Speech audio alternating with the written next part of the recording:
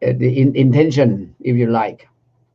Today is the first time that we bring this new program to our friends in English language in the evening. Maybe somebody who live in England or somewhere in Europe maybe like to know what we are going to talk about. Can you say anything about the circumstances of the England and how to deal with the crisis which it happened in our society nowadays, especially in the world? I use this because at the moment, first of all, I would like to explain briefly what's happening now.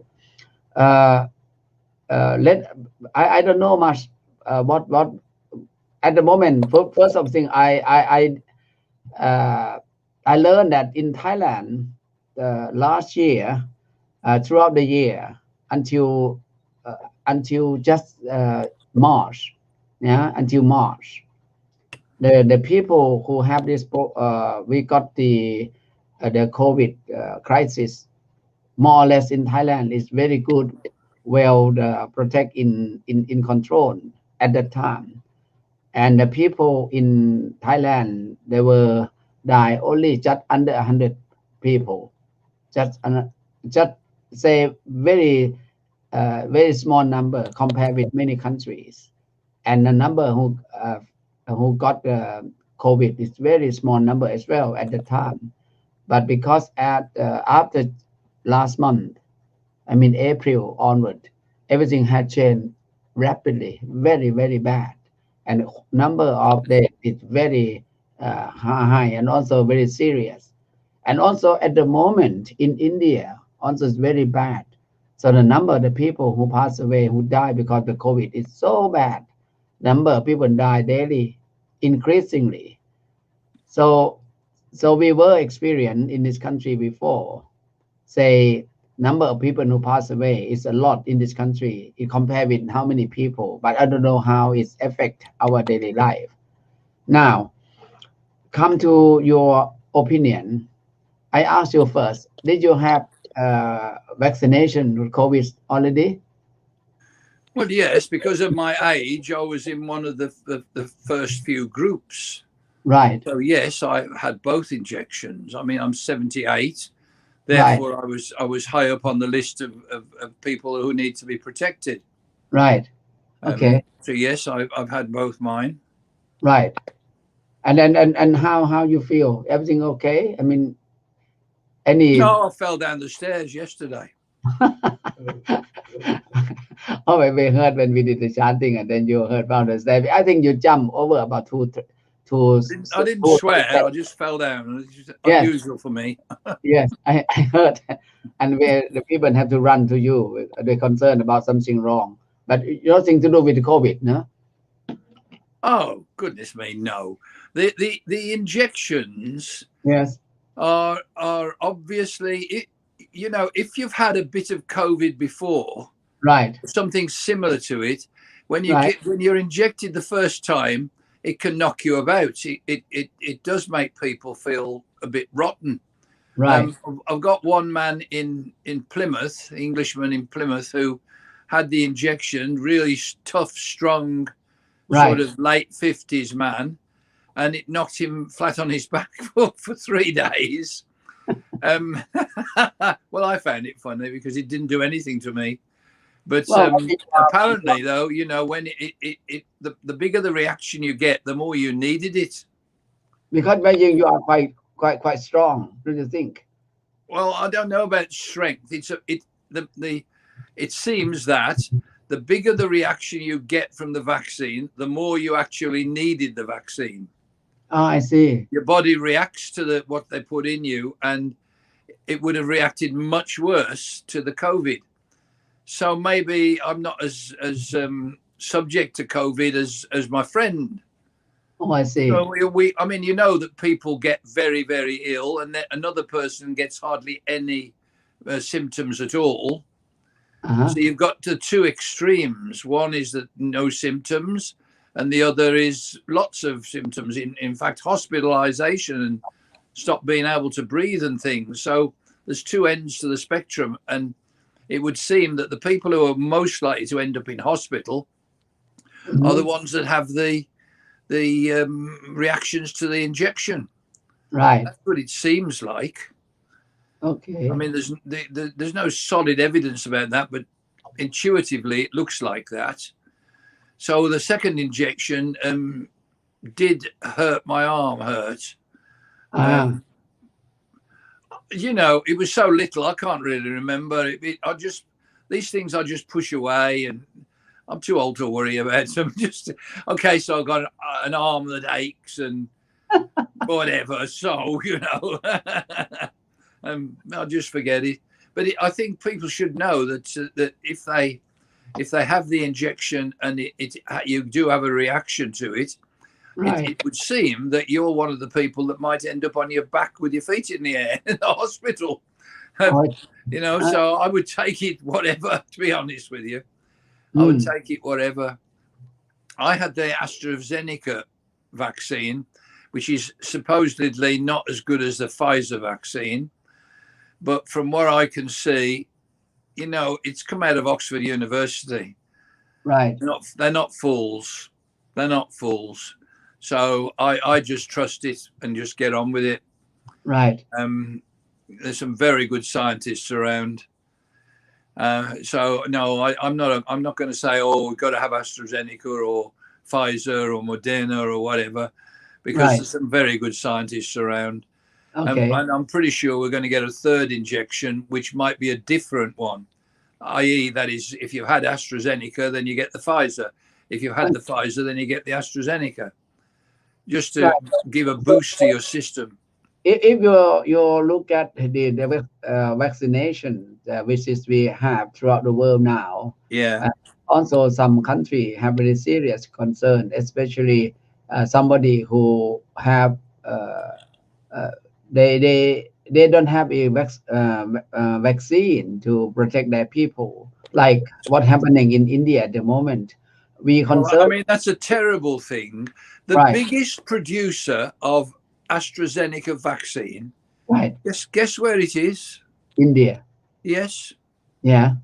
They're the biggest pharmaceuticals in the world. I don't know what's going on. You don't know what's going on. There's a lot of political chat, but politicians aren't really to be trusted, shall we say. They say things that, well, you can't, you know, they change it 10 minutes later. But I don't understand why they aren't producing enough. But of course, there's many people in India. Yes, many people.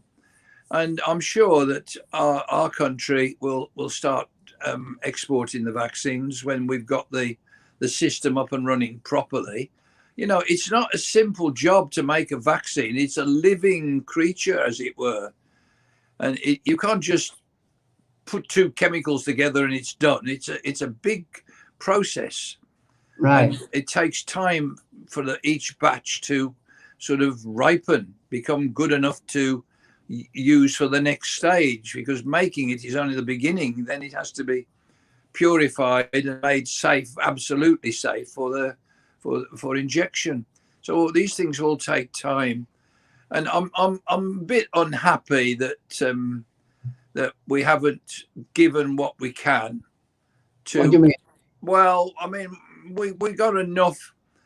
I don't know what I mean. I just think we should have sent some vaccines out to places like India just to help out. But it would have been a drop in the ocean. I mean, you send 1 million and there's 6 billion. It's a drop in the ocean. But it would at least have been a gesture of goodwill. And I don't know why we didn't do that. I don't know. You mean some country they throw away? Well, I mean, again, political. You know, the trouble is that the biggest problem is that the EU don't like us leaving, and they have been pretty darn nasty and vindictive and otherwise unpleasant. And the one guy in France has been saying that it doesn't work, that it's dangerous and whatever. And people listen to fools like that. You know, they listen. It's on the TV. And it isn't just their own country. The Indians have been listening too. So they haven't come forward for the vaccine. Therefore, our, for example, number of the people in this country have vaccinated their already quite a number. How many percent? I think quite a lot of people. Quite Well, many. I don't keep up with the Yeah. percentages. All I know is that there's the vast majority of the older people have had Right. 2 shots. Right. And a very large proportion of people over 50 have had a shot at least. Right. And Yeah. some of the 30-year-olds are being called forward. I know several youngsters in their 30s who have had the injection. I know several, no more than several, in their 40s who've had both injections. So we must be covering a lot of our population, and we're seeing the deaths and hospital admissions dropping dramatically. Who's to know if it'll carry on? I don't know. They'll say no, it won't, or they'll say yes, it will. Depends on which side of the fence these politicians are. But the truth of the matter is, nobody really knows. We cannot say anything unconfirmed. Well, And of course we can't. Of course we too can't. early to say we are. No, all I'm saying is people have been frightened to come forward for the AstraZeneca vaccine, right. because of they can only be called lies from Right. leaders in Europe, and other countries listen to these things. So it's already known the Indian people aren't coming forward for their vaccines. They're very religious, you know. Yeah. And that, well, you know, at the same time, they think or might think that by going and doing their religious rites that they're protected from COVID. Not everyone is educated, you know, not by any means. So if you've got a real strong belief in your religion, whatever religion, if you've got a strong belief that it will protect you from COVID, then you go to a big meeting and everybody catches it. And I mean, that's what's basically happening. Right. They go to big meetings and everybody catches it. They don't realize that because of their religious rites won't protect them. Well, they're not scientific thoughts. I once say quite a number of the people, of course, they believe in their own religion and own faith, whatever. For example, in Buddhism, also we have that, but we have to look at the reality and possibility, and where we do that. I mean, in 2 sides. One is the physical, and also the other one we have to observe the rules, the pandemic rule, and also have to make sure that we should have social distancing, because we have to do that, and then observe and also protect and also stay clean and also stay home and then save ourselves. That is a real thing that we should look at it, because I think this venerable who is here, Than Bhap, from America, is a very good vaccine. Is stay home, exercise, meditation in your place. That is very good point, isn't it? He said that is at the good that we know that is we know for where we have to protect ourselves. Now come to this kind of problems which is happening in our society nowadays. A lot of people there live by fear and also concern and don't know what to do, and then they turn to be a little bit of the mental concern. What you think in Buddhism? We after many how many months now? I've been to over a year that we have this COVID crisis throughout the world. The world are in difficulty now everywhere. We are the balance, which means we're not allowed to travel to anywhere. We are landed ourselves, grounded ourselves. Even aircraft is a ground, not go anywhere. And we, all of the people everywhere, if they have to work at home. And traveling is more or less banned in many places, especially international and also another places. So what you think in any kind of positive and negative thing of this advantage and disadvantage, what's going on in the world now, in your opinion? Well, there is one advantage nobody has mentioned. What is that? Well, the amount of money that's been thrown at developing vaccines, right, isn't just for COVID, you know. it means that our understanding of vaccination has increased dramatically. It would have probably taken 10, 20 years to get to the standard of understanding that we're at now, because the money's been thrown at it, big money. Right. It means that now we have a much better understanding of vaccination, two or three different ways of vaccination. So it means that when we do have another pandemic, and because of the number of people and the people who abuse the animals and the like and mix with them and kill them and eat them raw and whatever, it's quite likely that other things are going to turn up. I mean, there are serious diseases now, viral diseases in Africa at the moment. And they don't just kill 1 in 1,000, they kill everyone or almost everyone. You know, you need a vaccine for those things, because if those get into a country, the vast majority of the population die, like the plague. You know, we had a plague a long time ago and in England, and it changed the whole of society because almost all of the workers died.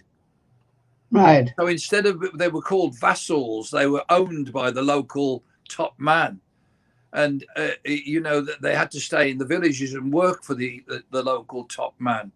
But when the plague had finished its actions, killing most of the people, then there were only a few left, and those people were very valuable, and they changed. You know, they became workers, so they could go to any top man that they wanted to, who was paying the most. It changed the whole of society. Because 1 minute you've got a lot of people, the next minute you've only got a few. I see. So, but at the same time, you know, when you've got those sorts of diseases around, and they are possible, and you've got a much better understanding of vaccination and making vaccines, then you've got a better chance of dealing with these awful diseases. I mean, right. COVID is bad, but it's nowhere near as bad as, say, Ebola, for instance. Right. Or the Black Death or whatever. You know, they just kill people. End of story. They just right. kill you. And there's nothing you can do with that unless you've got a vaccine, because you can't just treat these things. They kill you. I'm very happy that they've spent so much money on vaccination, understanding vaccination, quite honestly. Well, yeah, that's going to prove useful in the future. I agree. Yeah. I mean, you know, there's something else goes on in my mind. The Indian people, right. The uneducated Indian people obviously believe that by carrying out their duties towards their gods, that they are protected from something like COVID, and they're not. End of story. But you know, if you look at the Mangala Sutta, if you look at it, it tells you. I'm going to get it up now because I'd much rather have the words properly. Okay, so the Buddha told us not to associate with the foolish, but to associate with the wise, and to honor those who are worthy of honor. This is the greatest blessing. Yeah, not to associate with the foolish, but to associate with the wise. Why the wise? So that you could be educated. And wise person would say to you, look, this disease is a nasty thing. Isolate yourself. Don't go to big meetings for any reason, religious or otherwise. You know, to reside in a suitable locality. You know, it's obvious that it means not only in the religious sense, but also in the day-to-day sense, the lay people. Right. To have much learning, to be skillful, well trained in disciplines, to be good speech. This is the greatest blessing. 3 in a row tell you that the Buddha almost certainly would have told you to look after yourselves and isolate yourselves and keep away from the germ. You know, it's such a sensible, scientific way of looking at the world. And if you interpret these sayings properly, you can see that he would have agreed. Keep yourself to yourself. Stay in your own little group of people. Keep away from other groups. And if the Indian had the same sort of set of teachings, they probably wouldn't have gone in their tens of thousands to this religious rite or that one or another one. You know, they would have thought twice. Well, it's interesting what you say, and the Indian just not really not trust in vaccination. Don't take it. No, and the Europeans made it worse. I see. They made it worse, much worse. Why? How? Because they said it was unsafe.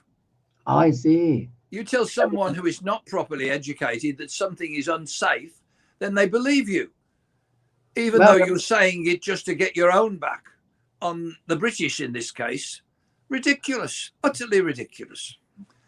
Utterly ridiculous. I understand your point, but now come to very, very serious matter about this circumstances with happening in our society nowadays. I know that somebody denied to take any vaccine, and also somebody take it. Somebody said, "Well, you know, you took it already. You are in 1 year, 2 years time, you will get effect about that."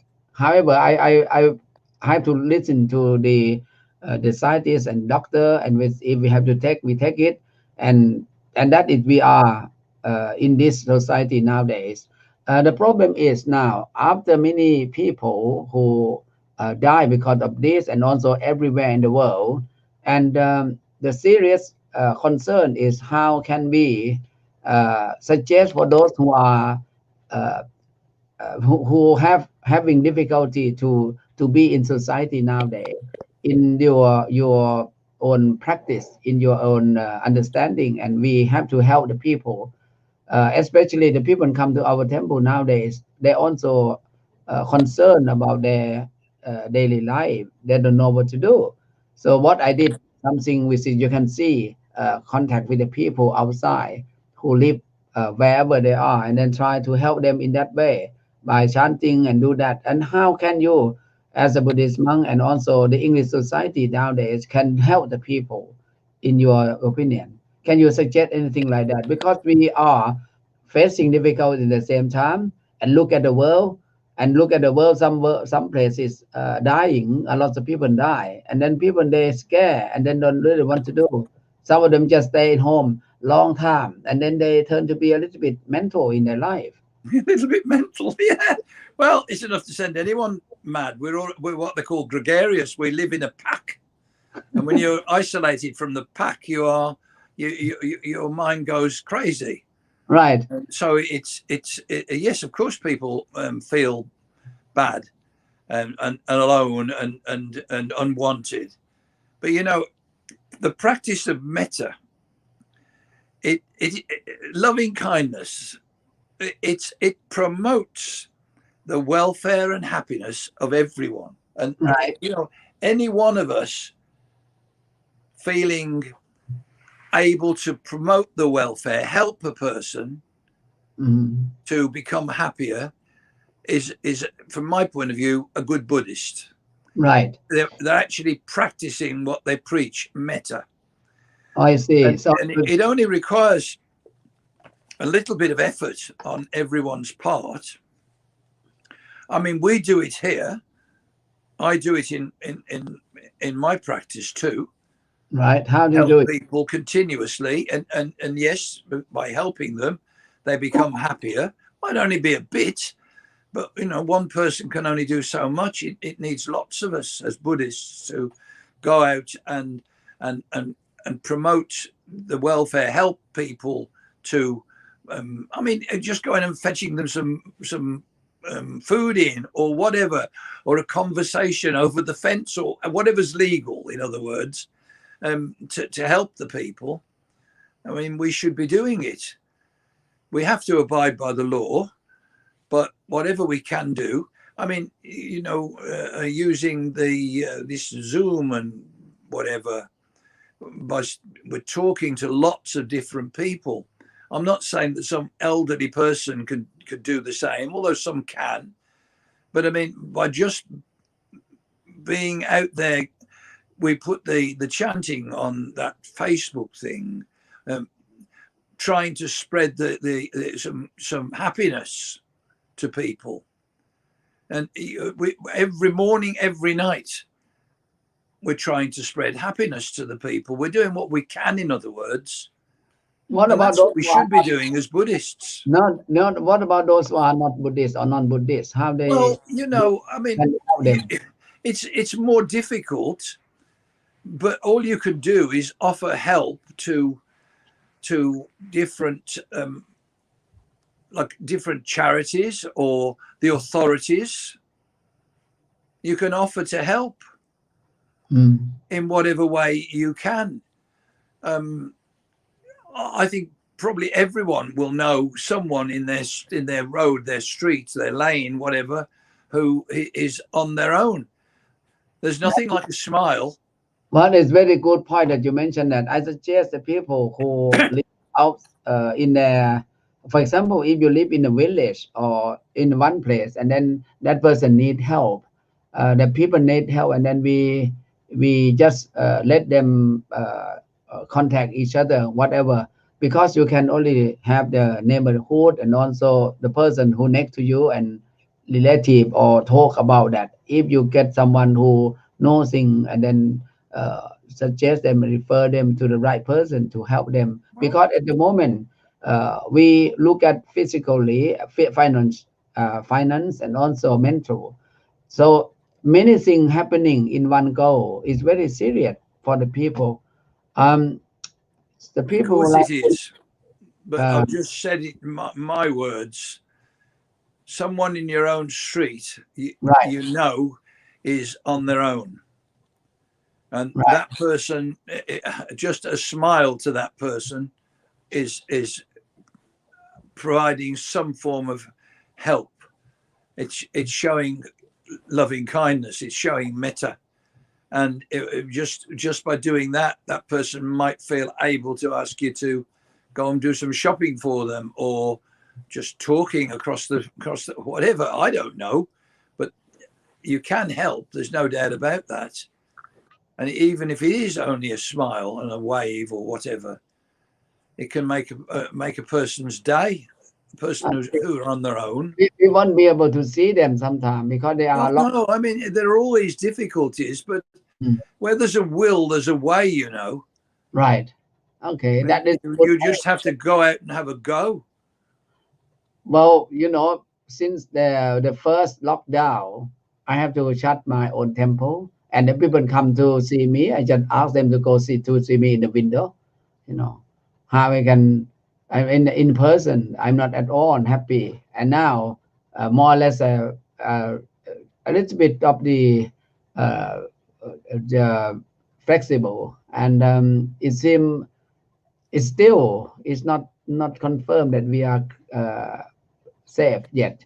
But one thing that I would like to say, apart from what you mentioned, is the people have the problems about this, and then we are, as Buddhist monks in our society, in Thai society itself, I try my best to help them, especially do the chanting, morning chanting, and talk to them.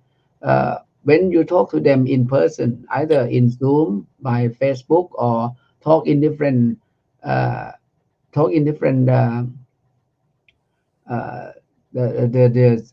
the media or line or any kind of message to support each other and pass the message. I think that is another way to help the people to feel more comfortable with somebody else in society. That is my. It is. I mean, I use the phone. I have probably 3 phone calls in addition to the normal ones, my sons. I have another 3 each and every day. I mean, one phone tonight when we were chanting. Right. It just, but even that communication, you don't even have to see each other. Yeah. You on the telephone, you can help a great deal. And I've just told you, I have at least 3 phone calls every single day, right, minimum. And each time I'm helping someone by talking to them. I don't give advice. I might we just talk problems out, Right. offer a bit of help here or there. It depends.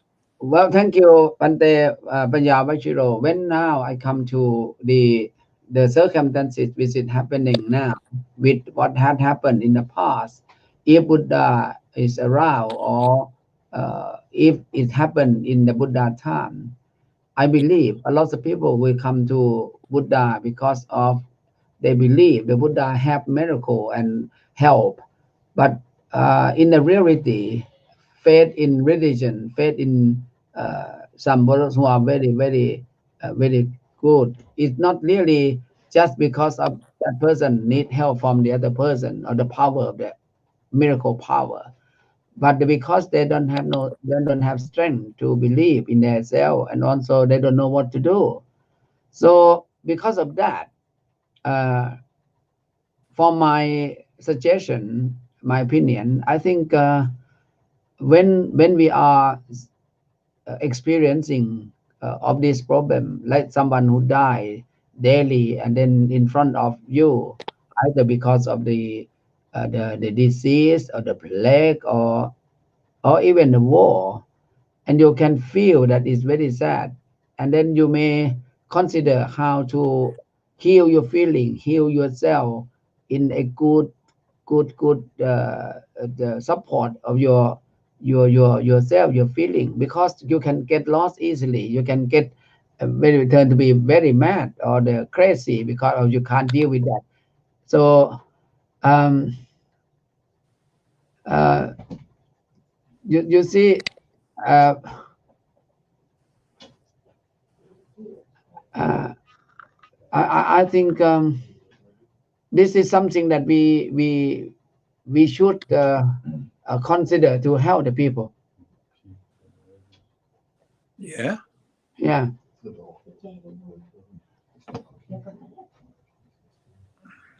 So that You've is gone my very quiet all of a sudden. no something. People coming into the office and talking to you, are they?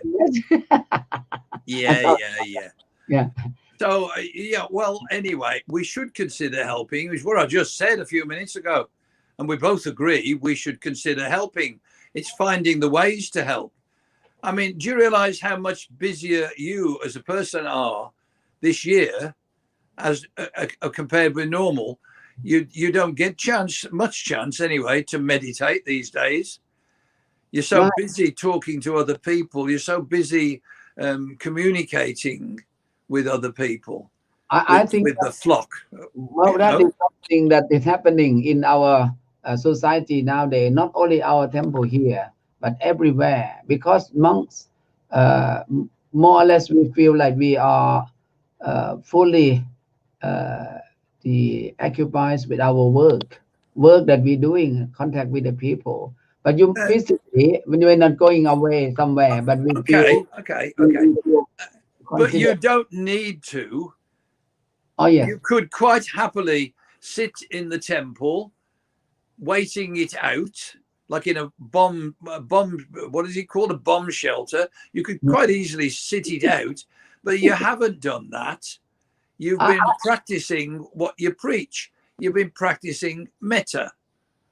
Well, You've yes. actually gone out and tried to help where you can. And that's what Right, every temple, I hope, is doing. That is the monk feeling toward the society and a member of the society. Even the first lockdown, we concerned about the food that they have. In the past, we think, okay, the people, because they're not allowed to go out, and we have food in the temple. We even think, okay, when they have when have good time, they come to offer food to the temple, and when we get something that if we can do something in return to help the people, that we have that feeling toward. For example, if someone in a crisis of their problem, we just help them to put everything, if possible, to help them in a good to comfort them in a good way. And now when we look at the spiritual side, we look at the people who have the trouble because they stay home, do nothing. I mean, they do many things, but they're not allowed to go out. They can't go out. They stay home. They might have domestic concern, problem, whatever. because of that. So if they have opportunity to have a break time from their the member of the daily grind. yeah, so they like to be a maybe 1 hour for themselves, 1 hour in the morning, 1 hour in the evening for themselves, and then they think something that can heal the feeling and help them to get a better feeling toward the circumstances or crisis that they have in daily life. I think another way to heal the feeling. Of course it is, but we go one step further. What is Yeah, it we do? Well, we encourage the listeners to take part in the service, in the chanting, by right. chanting themselves. How many books, chanting books, have we sent out? Oh, I see. A lost count. Well, Yeah, you know, this is involving the people. We're talking about the religious side now. right, We involve the people by helping them learn to chant. You know, it's something that can take up the time. It's something right. that you can do that's useful to you as a person. Learning to chant is a good thing to do if you want it. You know, so it's not just on offer. We just do it, and you know, we've sent out the books. You talk about each and every sutta, everything that we're going to chant to the people that are listening. You know, you involve the people That in is a good. way which How to do that? well, We it can I only think, help. You yeah, know, we could. loving kindness, metta is something you can only do what you can do. You can't make miracles. No, And I'm pretty sure, having read as much as I have of the Abhidhamma, I'm pretty sure that the Buddha would have said to people, "Look, this thing is catching. Go home, and we'll do things from afar." You know, right. only uneducated people would just pretend, and he was far from that.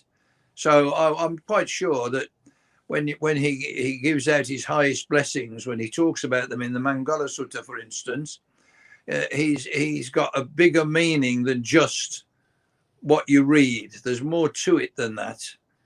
I mean, Okay. it's even there. It's telling you about how to behave as lay people. The next one is about looking after your family and friends and whatever. And it's right. You have to do that. So you've got to have some craving. As a lay person, it's only a monk that can try and get rid of all craving. And that's why the lay people look after the monks, actually, to give them the opportunity to get rid of all craving. But a lay person can't get rid of all craving. It has to be managed craving, because you've got wife and family to look after, you've got whatever. So, and he makes that pretty clear in that Mangala Sutta, where he tells you to look after your wife and family. You can't do that without having something, and that means earning some money and having possessions around you in order to make you comfortable enough to be able to carry on working. You wouldn't carry on working out of a cave, sitting on the floor. You know, he's no fool. That man, that Buddha, no fool at all. So I'm also quite convinced that he would have found a way of stopping the people coming in big groups. I'm quite sure he would. Well, in my mind, anyway, he was too clever. Well, that's a good opinion in your. It's interesting that you got this kind of the opinion about what had happened if uh, in our society nowadays. Um, the people in our society, I think there are lots of Thai people in this country, and also most of the Thai who live everywhere. Of course, they follow the law and also the conditions in society. So we follow that. It's very much. We don't have anything or reject to the system at all. And I am myself. I got one vaccination. So I think if anything going to happen to those who have no injection or the vaccination, and it will be serious for them in the future. Now we are helping the people who are already in the society that they need help with their spiritual support. So the duty of the monks, what I have done so far, I think is to help the people who can be able to understand themselves with the Dhamma or the Buddha teaching in daily life. We said from May last year, we start something, and then after that, we got another option to do the job to help the people during the period of pandemic time at the first time, and the second, when we look at the November last year, so November last year onward up to the present time, there are many things that I think we as Buddhist monks and society, the monk community, should look at it to help the people outside of our community, such as another religion or belief or another interfaith. Well, you Because haven't got that problem in England. uh, Most English people have got no religion. They'd much rather trust the scientists. right, So I don't think it's religion that you got to worry about. It's actually getting to the people that are in need, offering help all the time, just as we offer help to the Buddhist people, offering help outside. And I mean, when people are brought here, then we have ways of helping them. They don't have to mix with us. Even the monks, when they come from Thailand, have to isolate for a fortnight. We abide by the law and by common sense too. But still, I mean, we managed to get to see lots of people. Look at Songkran this year. right. One day, all of a sudden, it's 8 days, and a great big marquee with wide open, and people can come and legally sit down and work things out and have a service legally. Yeah. We opened as soon as we possibly could. But 8 days. 8 days is a long time. It's a lot of work. 8 days to see the same number of people that you would have seen in one day. Right. So, you can't say that we don't help and trying all the time. Sometimes it's difficult to know what to do to help. But if you're going to do anything, then I think the Buddhist people, should realize that the practice of metta means that you will help anyone that's in need. And sometimes you have to go and find those people. Right. Even in your own street, go and help them. I mean, Are you going to take any question from outside? I mean, now we have the audience who are interested in. Well, I mean, I don't see why we can't answer questions. We can answer anything. So I'll run off if I don't know the answer. Right. Well, some question is maybe sensitive. I won't ask that because of I know that one person who just recently I learned that she say nasty about the other person belief, and then she been she shot because of she or stamped because of she say something opposite, I mean against, or maybe them, that kind of the belief. I personally have no objection in whatever belief that people may are, but I would like them to be happy in their life, because if someone asks a question, how, when you look at the other religion or the other people in society, if they not believe in vaccination, in not believe in all of this, and we can't say anything, can we? Because of for example, in another country, they just throw away vaccination.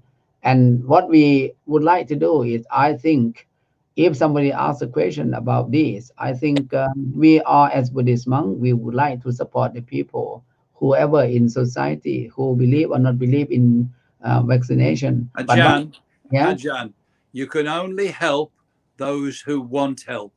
The rest of them are responsible for themselves, regardless of what they think.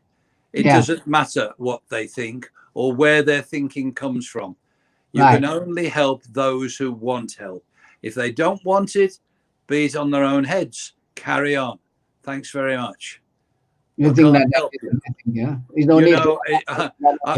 If I'm sent someone who's a heavy drug taker or an alcoholic or a depressive or whatever who doesn't want help, can I give them any help? No. You've got to want to improve yourself. You've got to want to make yourself well. You've got to want to take a vaccine to protect yourself. If you don't want it, then okay, do I care? But am I going to interfere with you? No, it's up to you, entirely up to you.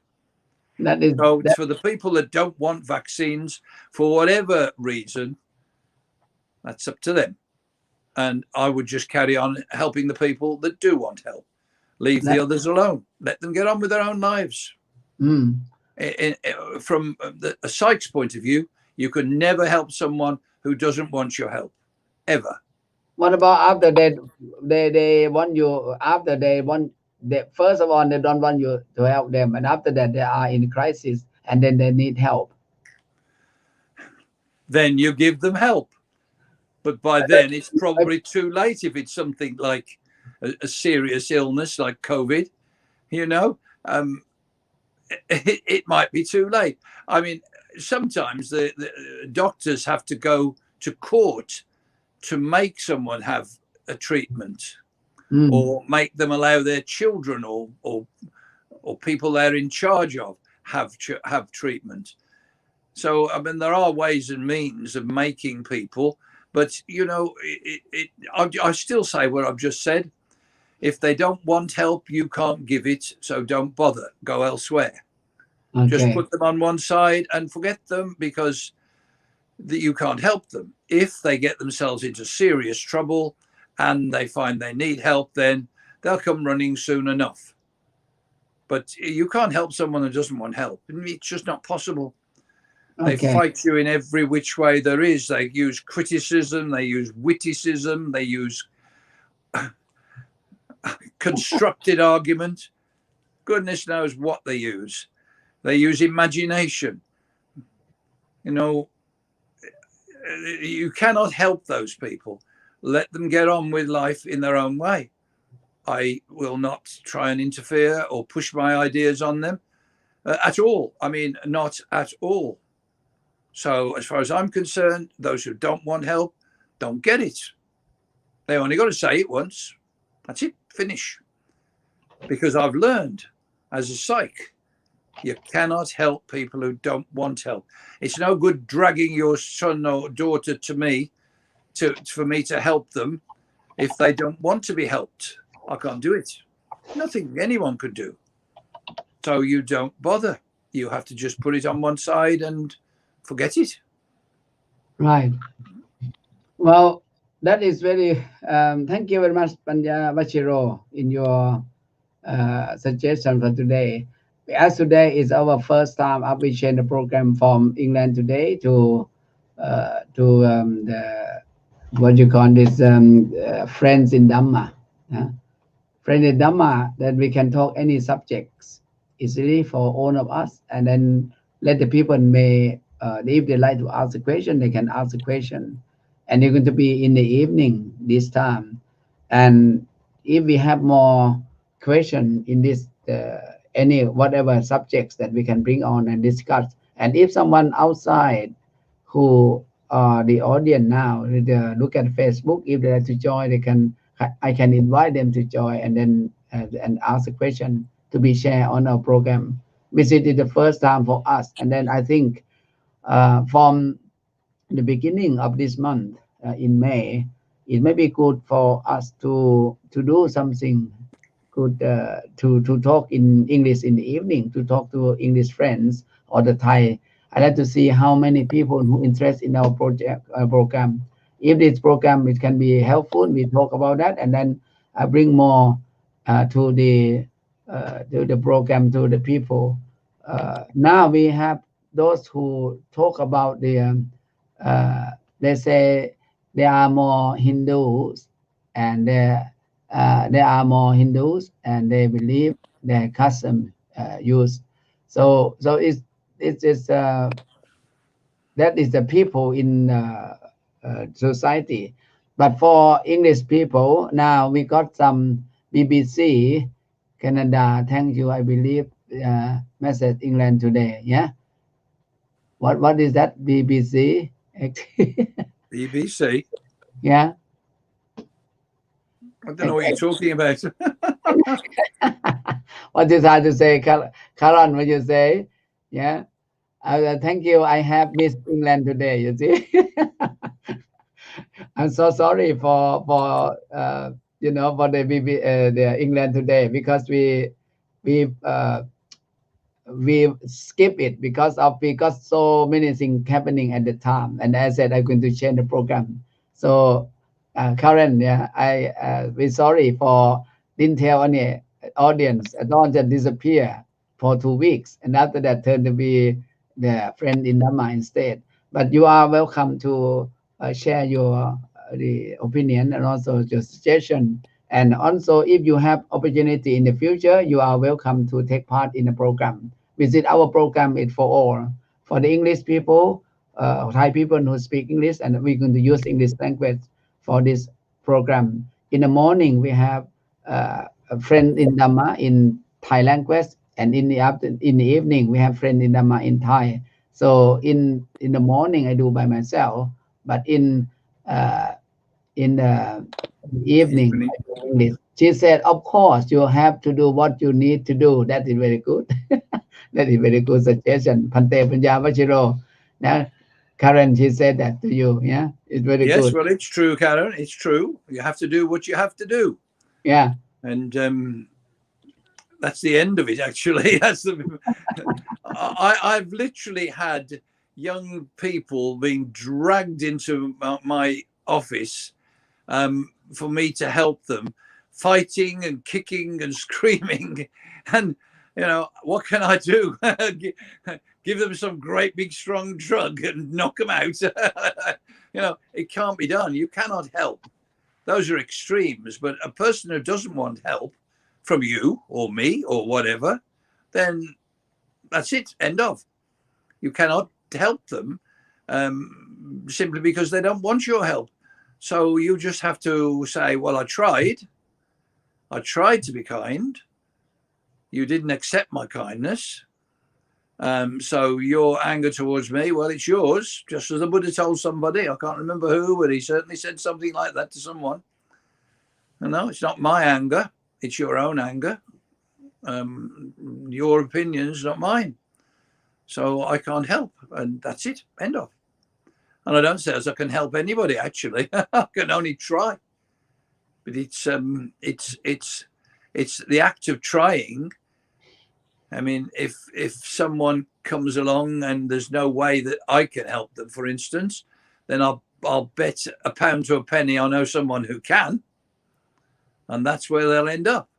It shouldn't just finish it with one person. There's a whole group of different sorts of people available. And because of the way that I work, I know many of them. So if someone comes and I can't help them, I can take them to someone who can help them. So it's Panya Vachiro, I would like to ask you one more question. The question here is next step of the society, in your opinion, what's going to happen in your idea? Because after pandemic happening now, after menacing the world, going to be what's going to be in what you see, and in your opinion, I will share your opinion after that. What exactly? Maybe agree or disagree. I don't know. I have to see how you feel about circumstances, or in your opinion, it doesn't mean fact or the facts are not true or not true. It might be happen or not happen, because at least you guideline of what happening now in society. Because first thing, the shop is closed, the people cannot go to the temple, and the people don't have any kind of even learning system. It doesn't work properly for a year now, and somebody never used that kind of new technology. The people have all of this problem. Even somebody have been to the place before, never go out. So what is going to happen for next, say, a year or two, whatever? Things will get back to normal, Anjan. I think that's what's happened in the past. I mean, you know, you can have a war like the First and Second World Wars. What happens within a few years of the wars finishing? People are back to normal. They're just overcoming whatever was left behind. I mean, I remember having to get over the war, but life returned to normal pretty quickly. Although we still had rationing and things like that. There were many things left over, but the world returns to normal. COVID is forgotten. The children of today, I don't know, the youngsters, 7, 8, 9, 10, 11, 12, 10 years time, they won't even remember COVID. It will be a distant memory. The only thing is that the scientists have learned a great deal because the money's been thrown at them, and therefore they'll be actually quicker to help in the future. And that's a very good thing. But I just think that life will get back to normal. It feels like it won't, but it will, because these things come and they go, and they've been coming and going the whole of my life. And it's not sort of, you know, wars that like guerrilla warfare where people keep on, they don't like each other and they keep on fighting. Those go on for a very long time. But normally there's a big disaster of one sort or another, and then the world gets back on its feet. It's people want to forget these things anyway. So they want life to return to normal, and everyone tries to become normal again quite quickly after things have calmed down, as it were. So I'm quite sure that it'll just happen now. Life will go back to normal. Yeah, it will.